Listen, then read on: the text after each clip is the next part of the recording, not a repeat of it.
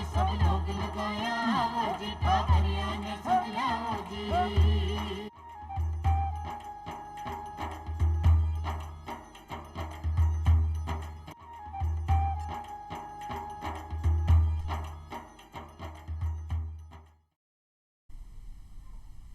चौपाल का सगला दर्शक ने राम राम सा। भाई दर्शक भाई बहनों, आप खुद को काम धंधो शुरू कर आपने सागे सागे बहुत सारे लोगों ने रोजगार दे सका। साथ ही आपने जो भी आने वाली पीढ़ी है भी के लिए आपने काम धंधा के माध्यमों एक रोजगार सुनिश्चित कर सका। आपने बहुत सारी परेशानियों को समाधान आप खुद को रोजगार कर सका। और सरकार के द्वारा खुद को रोजगार चलाने के लिए बहुत सारी योजना भी बनाई गई है। तो आइए आज की चौपाल के माध्यमों जाना उद्यमिता विकास के लिए सरकार के द्वारा बनाई गई योजनाओं के बारे में। और इस विषय पे जानकारी देबा खातर आपने सागे पधारा है परमानंद शर्मा जी। परमानंद जी, आपको माँ की चौपाल कार्यक्रम में बहुत बहुत स्वागत है। आप संयुक्त निर्देशक है उद्योग विभाग के मायने। आप चर्चा कर रहे हैं कि उद्यमिता विकास जो है बी के बारे में आप सब पहले दर्शकों आप बताओ कि उद्यमिता विकास देश और प्रदेश के लिए क्यों महत्वपूर्ण है। देखिए, आपको पता ही है कि हमारा देश युवाओं का देश है और युवाओं के सामने एक सबसे बड़ा चुनौती ये रहती है कि अपनी शिक्षा पूरी करने के बाद या ग्रामीण क्षेत्र के जो किसान परिवारों के बच्चे हैं वो स्कूल शिक्षा के बाद में ही पैसा कमाने के लिए क्या करें, रोज़गार कैसे प्राप्त करें। तो एक तरीका तो ये है कि कहीं नौकरी लग जाए। नौकरियां भी जैसे निजी क्षेत्र की और सरकारी नौकरियां हैं, लेकिन कुल जो युवा पढ़ लिख करके तैयार होते हैं उनकी तुलना में नौकरियां पर्याप्त मात्रा में नहीं है। ऐसी स्थिति में एक जो सम्मानजनक तरीका है वो है कि अपना खुद का रोज़गार कर लें, स्वरोज़गार कर लें। और स्वरोज़गार करने के लिए उद्यमिता का ज्ञान होना आवश्यक है, उद्यमिता से संबंधित गुण होने आवश्यक हैं।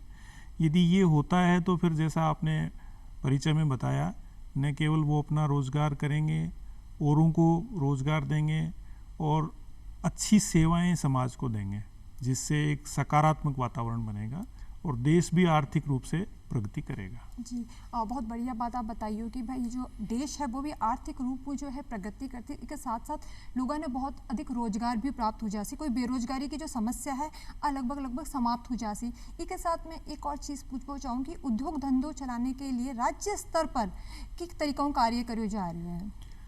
राज्य स्तर पे उद्योग या व्यापार इसका विकास करने के लिए और युवाओं को, व्यापारियों को प्रोत्साहित करने के लिए काफ़ी सारे विभाग बने हुए हैं। एक लंबी श्रृंखला है, जैसे उनको यदि ज़मीन की आवश्यकता है तो वो प्रदान करने के लिए अपने राजस्थान सरकार का एक रीको डिपार्टमेंट है। उनको प्रशिक्षण देने के लिए और ऋण प्रदान करने के लिए, उनको छूटें वगैरह यदि कोई दे सकती है सरकार, वो देने के लिए हमारा उद्योग विभाग है।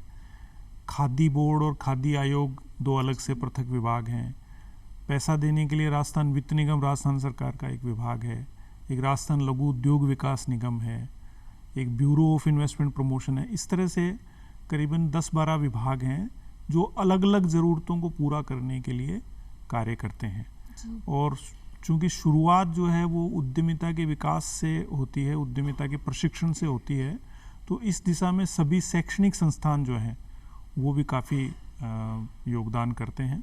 क्योंकि राजस्थान सरकार ने जितने भी विश्वविद्यालय हैं, जितने भी महाविद्यालय हैं, उनमें ये प्रयास किया है कि वहाँ पे जो भी विद्यार्थी पढ़ रहे हैं उनको एक बहुत ही लघु अवधि का उद्यमिता का प्रशिक्षण दिया जाए, ताकि उनको प्राथमिक जानकारी हो सके।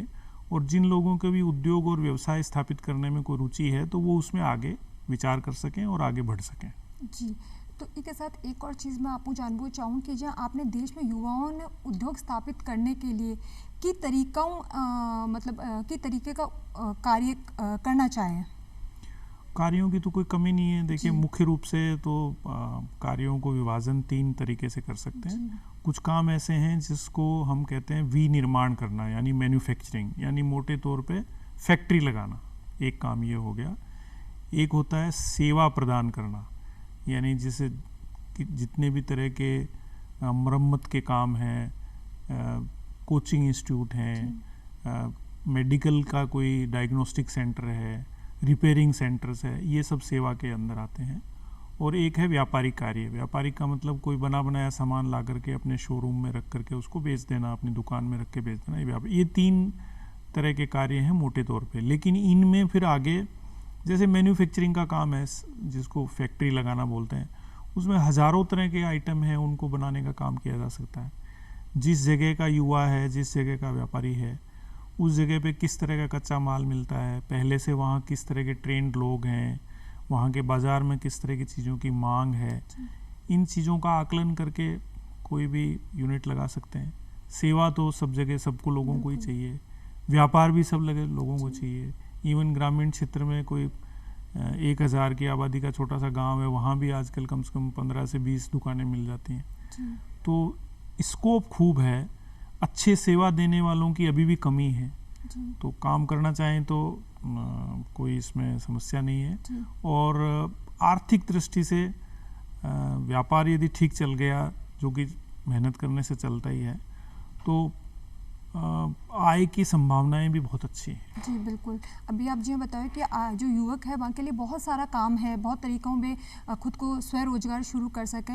लेकिन आप अपने ग्रामीण युवकों की बात करा तो वे की तरीके को काम जो है वे शुरू कर सके है ग्रामीण क्षेत्र के मायने। ग्रामीण क्षेत्र में खूब सारे काम हो सकते हैं। देखिए, उसी गांव में करना कोई आवश्यक नहीं है, चाहे तो अपने नज़दीकतम जो तहसील मुख्यालय है या कोई बड़ा शहर है वहाँ भी कर सकते हैं। लेकिन खुद गांव में भी करने के लिए, जैसे गांव में ज़्यादातर किसान परिवार हैं, तो किसानी से संबंधित कामों का ही काम कर सकते हैं। मान लीजिए अनाज उत्पादन करते हैं तो उनकी ग्रेडिंग करने का काम, यदि सब्जियां बनाते हैं तो सब्जियों की प्रोसेसिंग करना, पैकिंग करना, उनकी कोई जूस वगैरह निकाल करके उसका काम करना। पारंपरिक तौर पे जैसे फर्नीचर वगैरह बनाने का काम गाँव में खूब होता है। और आजकल ये जैसे नए काम हो गए, हर घर में आज मोबाइल है, बाइक है, साइकिल है, तो इनको बेचने का काम या इनकी रिपेयरिंग का काम, ये भी गांव में खूब होता है। तो खूब सारे काम हैं जो आराम से हो सकते हैं। ये है थोड़ा मन बनाने की ज़रूरत है। और ये ज़रूर है कि व्यापार या उद्योग लगाने में शुरू के 3-4 साल काफ़ी संघर्ष का सामना करना पड़ता है, क्योंकि पैसे का मैनेजमेंट, माल का मैनेजमेंट, जो लोग काम कर रहे हैं उनका मैनेजमेंट, बेचने का काम, पैसा वसूलने का काम, इसमें अनुभव और संघर्ष होता है। वो यदि सहन कर लेते हैं तो फिर परिणाम आने शुरू होते हैं। जी परमानंद जी, माँ का दर्शक एक और जानकारी आप चाहे कि अपना उद्योग धंधो शुरू करने में सबसे बड़ी जो एक समस्या है वह है पैसा की समस्या। कि आप कोई भी उद्योग धंधो शुरू करो तो पैसो एक सबसे ज़्यादा ज़रूरी है उद्योग शुरू करने के लिए। तो ये को जो समाधान है वो की तरीकाओं करें। हाँ, ये तो आपने बिल्कुल सही कहा, क्योंकि कोई भी काम शुरू करते हैं तो शुरू में उसमें पूंजी लगानी पड़ती है। और काम की शुरुआत 1-2 लाख रुपए से लेकर के करोड़ों रुपए तक से हो सकती है। तो सब परिवारों के पास संभवतः पूंजी की व्यवस्था नहीं होती। वैसे तो कर्जा लेना कोई अच्छी बात नहीं है, अच्छा तो ये है कि अपने खुद के पैसे से काम शुरू करें, लेकिन चूंकि सबके पास संभावना नहीं होती, तो आजकल भारत सरकार और राज्य सरकार दोनों की ही कई सारी ऐसी योजनाएं हैं जिसमें युवाओं को बैंकों के माध्यम से आसान शर्तों पे ऋण मिलता है, लोन मिलता है। जैसे 2 योजनाएं ऐसी हैं जो हमारा उद्योग विभाग भी लागू कर रहा है। एक भारत सरकार की योजना है प्रधानमंत्री रोजगार सृजन कार्यक्रम, उसको लोकप्रिय रूप से PMEGP बोलते हैं। करीबन 20 साल से ये योजना चल रही है, काफ़ी लोकप्रिय योजना है। और एक अपने राज्य सरकार की योजना है मुख्यमंत्री लघु उद्योग प्रोत्साहन योजना, ये भी काफ़ी लोकप्रिय योजना है। और दोनों योजनाओं में बैंक खूब ऋण दे रहे हैं। तो दोनों योजनाएं ऑनलाइन हैं। इनकी यदि संक्षेप में कोई विशेषताएं देखें तो जैसे जो प्रधानमंत्री रोजगार सृजन कार्यक्रम है उसमें फैक्ट्री लगाने के लिए अधिकतम 50 लाख रुपए तक का ऋण मिलता है, और सेवा कार्य के लिए 20 लाख रुपए तक का ऋण मिलता है। और अपने जो भी नज़दीकतम बैंक शाखा है उसमें आपका ऋण आवेदन चला जाएगा। ऑनलाइन आजकल अप्लाई करते हैं, तो ऑनलाइन अपने खुद के मोबाइल से भी फॉर्म भर सकते हैं। नहीं तो जो प्रत्येक गांव में आजकल ई-मित्र केंद्र खुले हुए हैं राज्य सरकार ने, तो ई-मित्र केंद्र का फ़ायदा लेकर के और उसमें जाके और ये फॉर्म भर दें। फॉर्म बैंक में चला जाएगा। बैंक वालों को थोड़ा ये बताना पड़ेगा कि साहब मेरी योजना ये है और मैं कितना इसमें सीरियस हूँ। तो बैंक सामान्यतः लोन थोड़ा जांच परख करके और ऋण पास कर देते हैं। ये ज़रूर है कि पहले उस आवेदक का या उनके परिवार का कोई इस तरह का रिकॉर्ड नहीं हो कि वो डिफ़ॉल्टर हो, पहले से लोन ही नहीं चुकाया हो, उनका सिबिल स्कोर ख़राब हो, ये ज़रूर ध्यान रखें। यदि ख़राब है तो उसको ठीक करा लें चुका करके। ऐसे ही, और उसमें अनुदान की व्यवस्था भी है, जैसे उसमें करीबन 25 से 35% ऋण जो है वो भारत सरकार अनुदान के रूप में माफ़ कर देती है, बचा हुआ ऋण अपने को भरना होता है। तो बहुत अच्छी योजना है। ऐसे ही जो हमारी राज्य सरकार की योजना है मुख्यमंत्री लघु उद्योग प्रोत्साहन योजना, उसमें ऋण की तो ऊपरी सीमा तो काफ़ी बड़ी है, 10 करोड़ रुपए तक की है, लेकिन उसमें 25 लाख रुपए तक के काम जो आसानी से छोटे छोटे काम हो सकते हैं, उसमें खूब सारे लक्ष्य हमारे ज़िलों को दिए हुए हैं हमने, और वही ऑनलाइन आवेदन करना होता है। आवेदन करके वो बैंक में जाता है, बैंक वापस अपने जो संतुष्टि उनकी है उसको करने के बाद में ऋण पास कर देते हैं। उसमें ब्याज में छूट है, जैसे 25 लाख रुपए तक के ऋण पे 8% ब्याज में छूट है, और 25 लाख से ऊपर 6% और 5% की छूट है। तो सामान्यतः बैंक जो है 9 से 10% की दर पे ऋण देते हैं। उसमें से यदि 8-6% की छूट मिल जाए तो एक तरह से ये ब्याज मुक्त सा ऋण हो गया। तो पहले ऋण वो चुकाते हैं, फिर हम उसका उद्योग विभाग की ओर से पुनर्भुगतान कर देते हैं। तो हमारे हर जिले में हमारा जिले का ऑफिस है, जिला उद्योग एवं वाणिज्य केंद्र, उसमें ये युवाओं की सहायता के लिए फैसिलिटेशन सेंटर भी बने हुए हैं। यदि किसी को स्वयं अपने लेवल पे नहीं कर सकते हैं तो वहाँ ऑफिस में जाके मदद कर ले लें और आवेदन पत्र भर दें। लेकिन ये है कि पहले इसकी अच्छी तैयारी करने की ज़रूरत है, पूरा प्लान बनाएं, क्योंकि जो साक्षात्कार होता है उसमें सामान्यतः यही पूछा जाता है भी आप इसके बारे में कितने सीरियस हैं, उस कार्य का कोई आपने छोटा मोटा प्रशिक्षण लिया है कि नहीं, आपको कुछ आता भी है कि नहीं, क्योंकि अंततः जो बैंक का ऋण है वो पब्लिक का ही पैसा है, तो वो पैसा वापस भी आए इसकी सुनिश्चितता करनी होती है। तो थोड़ा सा जैसे इसके लिए, जैसे अपन ने शुरू में चर्चा की थी कि उद्यमिता से संबंधित प्रशिक्षण होते हैं, तो ये प्रशिक्षण कार्यक्रम बहुत सारे संस्थान चलाते हैं। जैसे आजकल अपने राजस्थान गवर्नमेंट का एक आजीविका मिशन है, आजीविका मिशन में कोई 100 तरह के कोर्स हो रहे हैं जिसमें ट्रेनिंग दी जाती है कि भाई आप ये बनाना सीखिए, ये करना सीखिए। तो थोड़ा सा एक ट्रेनिंग लेवें। बहुत सारी ट्रेनिंग निःशुल्क हैं, कुछ में कोई बहुत छोटा शुल्क है, कई आवासीय ट्रेनिंग है, वहाँ लेके ट्रेनिंग लें। और ट्रेनिंग के बाद में भी हो सके तो कहीं 2-4 महीने के लिए नौकरी कर लें उस काम की, ताकि आपको उसका थोड़ा सा ज्ञान हो जाए कि भाई ये किस तरह से काम होता है। और फिर आप बैंक में अप्लाई करें, हमारे यहाँ अप्लाई करें, तो उसमें पक्का ही सकारात्मक परिणाम निकलेंगे। और ऋण लेकर के अपना काम करें, ऋण को समय पे चुका दें। एक बार ऋण समय पे चुका देते हैं तो अच्छी साख बन जाती है, क्रेडिट बन जाती है, और फिर बैंक ये चाहते हैं कि भाई आप इसका विस्तार करें। ऐसे चूँकि हमारा विभाग तो कोई 3 दशकों से इस तरह की योजनाएं चला रहा है, तो ऐसे हज़ारों नौजवान हैं अपने राज्य में जिन्होंने बहुत छोटी ऋण राशि से अपना काम शुरू किया और आज उनकी बहुत अच्छी हैसियत है, वो काफ़ी आगे बढ़ गए, उनकी दूसरी जनरेशन्स ने काम संभाल लिया।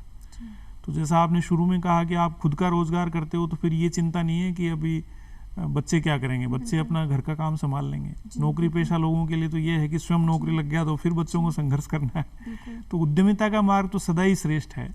और चूंकि हमारा देश और प्रदेश दोनों उभरते हुए हैं, अर्थव्यवस्था हमारी तेजी से बढ़ रही है, भारत का नाम पूरे दुनिया में आगे बढ़ रहा है, तो उद्योगों की और व्यापार की संभावनाएं बहुत अच्छी हैं, इस पे काम करना चाहिए। जी बिल्कुल परमानंद जी, अगर आपने आपनो विकास करना है या अपने टाबरा भविष्य बनाना है या देश ने आर्थिक रूप मजबूत करना है, तो अपने स्वयं को रोजगार कर आप बहुत सारो कार्य कर सका हाँ। परमानंद जी, अब आप बताए है प्रधानमंत्री रोजगार सृजन कार्यक्रम के बारे में बताओ, तो इनमें विस्तार में जानना चाहूँ कि ये योजना को बनाने के पीछे को जो उद्देश्य है वो का है, और आपने जो युवा पीढ़ी है बाने ये योजनाओं की तरीकों फायदो प्राप्त हुए हैं।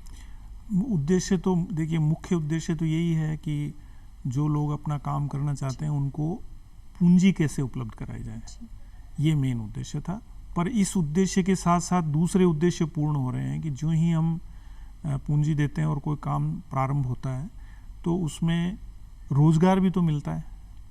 तो उसमें ये माना जाता है कि 1 लाख रुपए के ऋण के पीछे एक आदमी को रोजगार वो जो ऋण लेने वाले हैं वो प्रदान करेंगे। तो मान लीजिए 20 लाख का ऋण लिया तो 20 लोगों को रोजगार वो देंगे। तो इससे जो ये बेरोजगारी की समस्या है ये खत्म होती है। तीसरा एक इसके पीछे अप्रत्यक्ष उद्देश्य ये भी है कि जब कोई फैक्ट्री लगेगी और काम होगा तो सरकार को भी टैक्स मिलेगा और राजस्व में वृद्धि होगी तो विकास के कामों के लिए पैसा उपलब्ध होगा। तो ये 3 उद्देश्य हैं। और बेरोजगारी तो कम होगी तो वैसे ही समाज में सकारात्मक माहौल का निर्माण होगा। युवा यदि अपने काम धंधे से लगे रहेंगे तो फिर फालतू चीज़ों में दिमाग नहीं लगाएंगे। तो कई सारे उद्देश्य हैं और योजना बहुत अच्छी है। ये इसमें अपने राजस्थान में प्रतिवर्ष कम से कम भी 3 से 4 हज़ार युवा ऋण लेकर के अपना काम प्रारंभ करते हैं। हर साल ये अचीवमेंट हो रहा है। और जो भी थोड़े से प्रगतिशील युवा हैं उनको इस बारे में सोचना चाहिए। जी परमानंद जी, अभी आप बताओ कि भाई आ योजना जो है खासकर ऋण देने के लिए बनाई गई है कि अगर कोई भी आपनो काम धंधो शुरू करना चाहे तो ई के द्वारा माने सरकार के द्वारा ऋण दियो जासी, लेकिन ई के लिए काई पात्रता चाहे, मतलब कौन है जो ई के लिए ऋण के लिए अप्लाई कर सके? कोई विशेष नहीं है, केवल भाई हमारा देश का नागरिक होना चाहिए। और इस प्रधानमंत्री जी वाली योजना में तो यदि 10 लाख से ऊपर का ऋण है तो 8वीं पास की क्वालिफिकेशन है। और मुख्यमंत्री जी वाली योजना में तो वो भी नहीं है, साक्षर होने चाहिए बस। अपना काम तो अपने दस्तावेज देख सके इतना तो पता होना ही चाहिए, ये अपेक्षा की जाती है। हालांकि कोई अनिवार्य शैक्षणिक योग्यता नहीं है। कौन सा चाहिए? केवल एक शैक्षणिक योग्यता चाहिए, एक आधार कार्ड या जनाधार कार्ड चाहिए, और एक प्रोजेक्ट रिपोर्ट एक महत्वपूर्ण दस्तावेज है। प्रोजेक्ट रिपोर्ट से तात्पर्य एक वो दस्तावेज है जो ये समझाता है सबको कि भाई आप जो काम करने वाले हो वो क्या काम है, और उसमें आप जो ऋण ले रहे हैं उसका कहाँ उसको लगाएंगे। मान लीजिए आप कितनी तरह की मशीन लाएंगे, उनकी क्या लागत है, आप कोई हॉल या कोई शेड बनाएंगे तो वो कितना बड़ा होगा, उसका कितना खर्चा आएगा, आप जो कच्चा माल खरीदेंगे या माल खरीदेंगे वो कितने का कितने आइटम लेंगे, बेचेंगे तो उससे बिक्री कितनी होगी, फिर आप बिक्री में से अपने खर्चे निकाल देंगे तो लाभ आपको कितना होगा, फिर आप किस्त चुकाने के बाद में आपके पास इतने पैसे बच जाएंगे। तो वो एक स्टेटमेंट है जिससे बैंक को और हमारे उद्योग विभाग के लोगों को ये समझ में आता है कि भाई ये प्रोजेक्ट वास्तव में करने लायक है। मान लीजिए कोई उसमें हानि दिखाए तो हानि वाले प्रोजेक्ट पे तो कोई फाइनेंस नहीं करेगा, कोई ऋण नहीं देगा। तो वो ये प्रोजेक्ट रिपोर्ट एक अच्छा इम्पोर्टेंट दस्तावेज है। तो ये यदि युवा चाहें तो हमारा जो उद्योग विभाग के ऑफिस हैं उसमें प्रोजेक्ट रिपोर्ट्स उपलब्ध हैं, उनको देख करके अपने हिसाब से कर सकते हैं। और यदि कोई अपने किसी विशेषज्ञ की सुविधाएं लेना चाहें तो आजकल मार्केट में कई विशेषज्ञ भी इसमें मदद करते हैं, वो भी कर सकते हैं। ये 3 ही छोटे छोटे दस्तावेज हैं। ऑनलाइन वेबसाइट हैं दोनों की, उन पे आप जाके अपना आवेदन पत्र दाखिल कर दें, और आवेदन पत्र प्राप्ति के 3 या 4 दिनों के अंदर अंदर ही हमारे विभाग से उनको एक मैसेज आ जाता है कि भाई आपका आवेदन पत्र सही है या इसमें कोई कमी है। यदि कोई कमी है तो वो उसको वापस से बता देते हैं कि ये कमी है, इसको पूरा करें, और कमी पूरा होने के बाद में फिर उसका प्रोसेसिंग करके उसको बैंक में पहुंचा दें। जी, मतलब सब जरूरी कि वो भारत को नागरिक होना चाहे, और साथ ही साथ जो भी एक मायने जो भी आपने अप्लाई करना है वो आप ऑनलाइन घर बैठे कर सका। हाँ, इसके साथ में अगर आप मुख्यमंत्री लघु उद्योग प्रोत्साहन योजना की बात करें तो यूँ आपने जो युवक है वे की तरीकों लाभ प्राप्त कर सके हैं? वो भी जैसे जो दूसरी योजना है उसकी तरह की ही योजना है। जो प्रधानमंत्री जी वाली योजना में थोड़े टारगेट कम है। मुख्यमंत्री जी की योजना चूँकि राज्य सरकार की हमारी उद्योग विभाग की योजना है, तो इसमें जैसे इसी साल ये जो 22-23 का वित्तीय वर्ष है इसमें हमें 10,000 से ऊपर युवाओं को ऋण देने, तो काफ़ी बड़ी संख्या है। प्रत्येक ज़िले में कम से कम 200-300 लोगों को ऋण लेने का अवसर मिलेगा। तो इसमें ब्याज की छूट है, और शुरू में जब बिजनेस कोई व्यक्ति करता है तो उसके ब्याज का भार काफ़ी रहता है, तो सरकार ने उसमें राहत देने के लिए ही ये काम प्रारंभ किया है, और ये भी काफ़ी सफल योजना है। इसमें औसतन हर साल 7-8 हज़ार बच्चे जो हैं वो अपना ऋण लेकर के काम प्रारंभ कर रहे हैं, और ये बड़े ज़ोर शोर से चल रही है। काफ़ी इसका प्रचार प्रसार भी हम लोग कर रहे हैं, और जो भी छोटे इसमें व्यापार को भी दे रहे हैं। जो सेंट्रल गवर्नमेंट की योजना है उसमें व्यापार काम के लिए ऋण नहीं है, इसमें व्यापारिक कार्य के लिए भी ऋण है। व्यापार का कार्य आसानी से स्टार्ट हो जाता है, थोड़ा जल्दी स्टार्ट होता है, तो ये इसकी खास बातें हैं। इसमें कोई शैक्षणिक योग्यता का कोई न्यूनतम स्तर नहीं है, लेकिन ये अपेक्षा की जाती है कि कम से कम इतना साक्षर हो व्यक्ति कि वो अपने कागज़ देख सके, अपने बैंक के दस्तावेज देख सके, हस्ताक्षर कर सके, इस तरह की अपेक्षा रहती है। जी, इसके साथ परमानंद जी, माँ का दर्शक एक और बात जानना चाहे कि कहीं बैंकों जो अपने ऋण मिले वो आसानी मिल जाए? बहुत आसानी से तो नहीं मिलता, क्योंकि बैंकों में जो पैसा है वो भी जनता का पैसा है, और जो बैंक के अधिकारीगण ये निश्चित करना चाहते हैं कि भाई ये पैसा हमें वापस मिल भी जाएगा ना, तो बैंक को ये कन्विंस करना पड़ेगा, ये समझाना पड़ेगा कि साहब मैं जो काम करना चाहता हूँ वो वास्तव में अच्छा काम है और मैं इसके लिए पूरी तरह से तैयार हूँ। तो जितने अप्लाई करते हैं उनको सबको नहीं मिलता, लगभग 50% युवाओं को मिलता है, क्योंकि बहुत सारे युवा ऐसे हैं जो पूरी तैयारी के साथ नहीं भरते। जैसे किसी को ज्ञान ही नहीं है, मान लीजिए आज मैं ये कहूँ कि मोबाइल रिपेयरिंग की कोई काम करना चाहता है और उसको यही पता नहीं भाई मोबाइल खोलते कैसे हैं, तो अब वो कैसे ऋण मिलेगा उसमें। तो जो पूरी गंभीरता से देते हैं वो सब मिल जाते हैं, और एक बैंक नहीं देता तो दूसरे में प्रयास कर सकते हैं, एक बार नहीं हुआ तो दूसरी बार प्रयास कर सकते हैं। तो बिल्कुल एकदम ऐसा तो नहीं है कि जाते ही ऋण तैयार ही है, लेकिन प्रयास करने पे मिल जाता है। इसके साथ एक और चीज़ मैं पूछना चाहूँ कि जी हाँ, एक कोई आपको काम धंधो शुरू कर लियो, लेकिन देखो काम धंधो कोई कारण बंद हो है या काम धंधो चालू को नहीं है, माल बिक्यो को नहीं है, तो बी के लिए ऋण चुकाने की कई प्रक्रिया है? नहीं, देखिए ये अपेक्षा की जाती है कि जो ऋण लिया है उसको वापस चुकाएंगे, लेकिन कोई ऐसी परिस्थिति हो गई कि साहब उनको वो उनके नियंत्रण में ही नहीं है बात। मान लीजिए कोई किसी का स्वास्थ्य खराब हो गया और अकेला ही चलाने वाला है और वो उसकी स्थिति नहीं है कि वो उसको कैरी ऑन कर सके, या कोई जैसे अभी कोरोना महामारी के समय में ऐसा हुआ कि व्यवसाय ही बंद हो गए लॉकडाउन के कारण, ऐसी परिस्थिति होगी, कोई महामंदी आ गई और वो काम चले, ऐसे कुछ कारण हैं, तो फिर ये है कि वो बैंक के साथ समझौता करें कि साहब मेरे से तो ये चुकाया नहीं जा रहा है, लेकिन उसको फिर राजकीय योजनाओं का लाभ नहीं मिलेगा। जैसे हम लोग जो अपनी योजना में ब्याज की छूट देते हैं, तो वो ब्याज की छूट हम तब देते हैं जब वो अपनी किस्त चुका देते हैं जी। किस्त चुकाने के बाद में हम उसको पुनर्भरण करते हैं। तो पहले तो ये अपेक्षा की जाती है कि वो अपना मूलधन और ब्याज जो है वो बैंक में जमा कराएं, और फिर 3 किस्त के बाद में, 1 त्रैमास के बाद में हमारे उद्योग विभाग से उसका क्लेम ले, हम उनका पैसा ऑनलाइन उनके खाते में जमा करा देते हैं जी। लेकिन वो चुकाएंगे ही नहीं तो फिर हम लाभ नहीं दे पाएंगे। ऐसे ही जो भारत सरकार वाली योजना में अनुदान तब मिलता है जब आदमी डिफॉल्टर नहीं हो।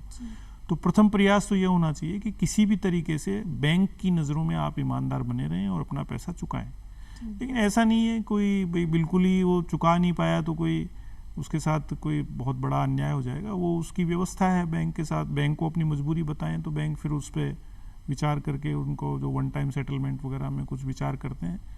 लेकिन ये सलाह मैं नहीं दूंगा, मेरा प्रयास तो यही है और मैं सलाह युवाओं को ये देना चाहूँगा कि आप अपना किस्त हमेशा समय पे चुकाएं, प्रयास करें कि वो, और बड़ा लोन नहीं लें, जितना आपसे सहन होता है आप उतना ही लें, छोटे से प्रारंभ करें, जितना अपने नियंत्रण में है उतना प्रारंभ करें। हमेशा ये भी ध्यान रखना चाहिए कि जितना बड़ा हम काम कर रहे हैं कम से कम उसका 25% पैसा अपने पास भी हो। मान लीजिए कोई 10 लाख से काम शुरू करना चाहता है तो कम से कम 2-2.5 लाख रुपए खुद के भी होने चाहिए, अन्यथा वो कहें कि साहब मैं 10 लाख का काम करना चाहता हूँ और मेरे पास तो जेब में 5,000 रुपए हैं, तो ऐसा संभव नहीं है। एक और चीज़ मैं पूछना चाहूँगी, अगर कोई जमानती राशि रकबाने कोनी है तो वो कहीं करें, वो व्यक्ति कहीं करें?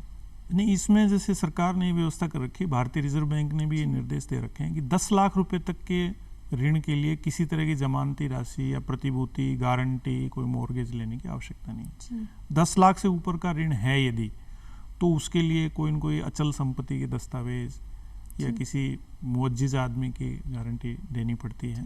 उसमें भी हालांकि भारत सरकार ने ये व्यवस्था कर रखी है कि 2 करोड़ रुपए तक के ऋण पे एक भारत सरकार की एक योजना है, क्रेडिट गारंटी ट्रस्ट फंड। उसमें यदि उनका प्रोजेक्ट सही है और बैंक वालों को ये लगता है कि हाँ प्रोजेक्ट सही है लेकिन इस युवा के पास वास्तव में देने के लिए कोई सिक्योरिटी नहीं है, तो उस ऋण का एक तरह से बीमा हो जाता है और वो कुल ऋण का करीबन 1-1.25% अमाउंट में वो ऋण सिक्योरिटी हो जाती है। और बाय द वे यदि कोई ऐसा होता है कि साहब पैसा चुका नहीं तो वो वहाँ से पैसा आ जाता है जी। लेकिन ये तभी संभव है जब वो पूरी छानबीन के बाद ये लगता है कि प्रोजेक्ट तो बहुत बढ़िया है लेकिन वास्तव में इस पे आवेदक के पास में कुछ देने के लिए नहीं है, तो 10 लाख से कम में स्टार्ट करें जी। बहुत सारे काम ऐसे हैं जो 10 लाख में आपने जमानती राशि की आवश्यकता को नहीं। इसके साथ एक और जानकारी मैं चाहूँ कि जी हाँ आपने ग्रामीण महिलाएं हैं मगर पैसा की थोड़ी सी कमी हुई है, तो बे की तरीकों एक छोटो सो अपने घर में ही काम धंधो शुरू कर पैसों कमा सके। ग्रामीण क्षेत्र में तो अपने राजस्थान में तो जो अपना एक विभाग है राजीविका, उसमें बहुत क्रांतिकारी काम हो रहा है। स्वयं सहायता समूह का निर्माण करें और उसके माध्यम से सामूहिक रूप से बहुत सारे काम ग्रामीण क्षेत्र में महिलाएं जैसे दुग्ध व्यवसाय खूब सारा करते हैं, खाने पीने की चीज़ें बनाने का काम जी, है, जी, अब पापड़, छोटे मूंग- रेडीमेड के काम है, जी। पापड़ मंगोड़ी वगैरह के काम जो है, कोई जी, मैंने इनका छोटा मोटा जो भी काम है, छोटा पापड़ ज्वेलरी का मूंगड़ी काम बनाना, है, सिलाई करना, कशीदाकारी का काम जी, है, जी। सिलाई का काम जी, है। आ सब काम ने कर महिलावां जो है अपने घर में छोटो मोटो कार्य शुरू कर सके जी, है। जी। परमानंद जी, आप मां की चौपाल कार्यक्रम में पधारा और उद्यमिता विकास के लिए सरकार के द्वारा बनाई गई योजनाओं के बारे में इतनी बढ़िया जानकारी दी। आपको बहुत बहुत धन्यवाद। आपका भी बहुत धन्यवाद। दर्शक भाई बहनों, आज ही चौपाल में बस इतना ही। फिर मिलशा एक नई चौपाल में एक नए विषय के साथ। तब तक के लिए राम राम साहब।